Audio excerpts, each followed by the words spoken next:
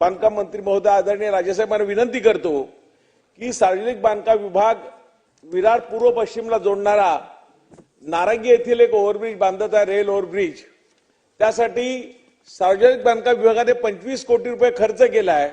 4-5 कोटीचं काम बाकी आहे, पण ते अतिशय संथ गतीने चालू आहे। लोकांचे प्रचंड प्रमाणात त्यासाठी हाल होतात।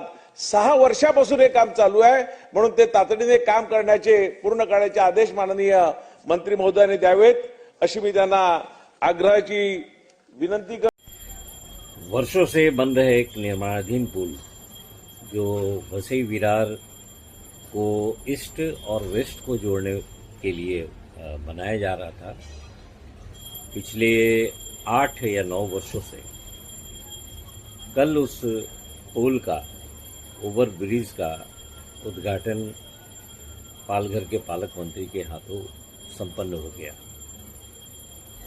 भारतीय जनता पार्टी ने, जो महायुति ने जो वादा किया था जनता से कि तालुका में भीड़ को कम करने के लिए, ट्रैफिक को कम करने के लिए जो वर्षों से ब्रिज बनाया जा रहा था और लखड़ा हुआ था, उसके प्रति किसी का ध्यान नहीं था, कोई उसको पूरी करने में सक्रियता दिखाने के लिए सामने नहीं आ रहा था। ऐसे पुल का कल उद्घाटन हो गया और आम जनता के लिए उस पुल को खोल दिया गया। तो सच कहेंगे कि यहाँ के खासदार श्रीमान हेमंत विष्णु सावरा, विरार नाला सोपारा के आमदार श्री राजन नाइक, वसई के आमदार श्रीमती सना दुबे पंडित, यहाँ की जिलाधिकारी, यहाँ के वसई विरार महानगर पालिका के महापौर श्रीमान राजीव पाटिल, इन लोगों की जो एकजुटता है, एक साथ जो मिलकर के इन्होंने काम किया, वो काबिल तारीफ है। और मुख्य उद्देश्य तो यही था कि जनता को सुविधा हो। और इसमें ये मानना पड़ेगा कि भारतीय जनता पार्टी के आमदारों ने जो एक संकल्प लिया था, यहाँ के सांसद ने जो संकल्प लिया था और अपने चुनाव प्रचार के दौरान उन्होंने जो मतदाताओं से वादा किया था, वो कल पूरा कर दिया। ब्रिज का जो काम लखड़ा हुआ था काफ़ी वर्षों से, स्नेह स्नेह धीरे धीरे दुनिया तरह के रुकावटों को पार करते हुए आखिरकार कल जनता के सुपुर्द कर दिया गया। अब एक बात यह है कि इस ब्रिज की शुरुआत तब हुई थी जब यहाँ के जो विधायक थे, पूर्व विधायक श्रीमान हितेंद्र ठाकुर, श्री क्षितिज ठाकुर, ये लोग जब यहाँ के आमदार थे, अभी तो पूर्व हो गए हैं, तो उनके कार्यकाल में ये मंजूरी मिली थी, ऐसा लोग बताते हैं। और उन्होंने, उनके कार्यकाल में काम की शुरुआत भी हुई। बीच में 5-6 साल तक प्रशासक बैठे हुए थे, क्योंकि महानगर पालिका की बॉडी बनी नहीं थी, चुनाव नहीं हुए थे। तो उसके लिए सरकार के हाथों में प्रशासन की जिम्मेदारी थी। तो सरकार ने कितना किया, क्यों नहीं किया, उसके पहले ब्रिज क्यों नहीं पूरा हो गया, उनके प्रशासक के कार्यकाल में ब्रिज क्यों नहीं बना पूरा, ये तो मंथन की बात है।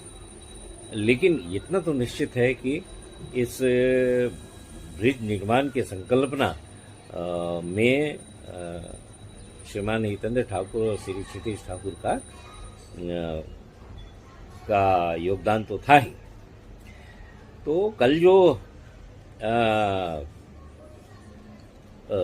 माफ करें, आज जो उद्घाटन हुआ, उसमें एक बात देखने में आई और अजीब लगा भी कि पूर्व आमदार हितेंद्र ठाकुर, पूर्व आमदार क्षितिज ठाकुर का इस कार्यक्रम में कहीं भी आता पता नहीं था। न कोई उनकी तस्वीरें लगी थी, कोई बैनर पोस्टर लगा था। और जबकि आज महानगर पालिका पर उनकी ही पार्टी बहुजन विकास आघाड़ी की सत्ता है, वो पावर में है, लेकिन वो कहीं भी कार्यक्रम में, उद्घाटन के समारोह में, मंच पर ये कहीं भी नजर नहीं आए। ये थोड़ा दुख की बात है। जो विकास काम है, जो उपलब्धियां हैं सरकार की, उसमें राजनीतिक भेदभाव नहीं होनी चाहिए, मेरा ऐसा ख्याल है। अगर वो उन दोनों पूर्व आमदारों को भी आमंत्रित किया जाता, सम्मान दिया जाता। और एक बात ये भी थी कि महायुति के कामदार और थे, विलासतरे, उनका भी कहीं पता नहीं था। तो ये व्यवस्था जिसने भी करी, ये जो उद्घाटन की जो व्यवस्था जिसने की है महानगर पालिका सरकार के द्वारा जो की गई है, उसमें त्रुटि दिखने में आई। मैं तो गया नहीं था, लेकिन मैंने लाइव देखा है उस आयोजन को, तो उसमें ये थोड़ी कमी थी। तो मुझे ऐसा लगता है कि इस तरह के जो कार्यक्रम हैं उसमें राजनीतिक भेदभाव को नहीं रखना चाहिए, सबको सम्मान देना चाहिए। आज वो हितेंद्र ठाकुर और क्षितिज ठाकुर आमदार नहीं है, कल को किसी ने भी नहीं अंदाजा लगाया है कि कल क्या होगा, अगले चुनाव में पता नहीं क्या होगा। हो सकता है वो आमदार हो जाए, हो सकता है कि अगली बार महानगर पालिका में फिर से उनकी सत्ता हो। तो ये भेदभाव करना उचित नहीं है। मुझे एक पत्रकार होने के नाते निष्पक्ष जो मेरी भावना है वो ये है। वैसे मैं अपने पत्र और चैनल की तरफ से यहाँ के आमदार श्री राजन नाइक, श्रीमती स्नेहा दुबे और उनके ऊपर में जो जिनका बढ़िया सहयोग रहा, ऐसे सांसद श्रीमान डॉक्टर हेमंत विष्णु सावरा जी का बहुत बहुत धन्यवाद। जय हिंद, जय महाराष्ट्र, नमस्कार।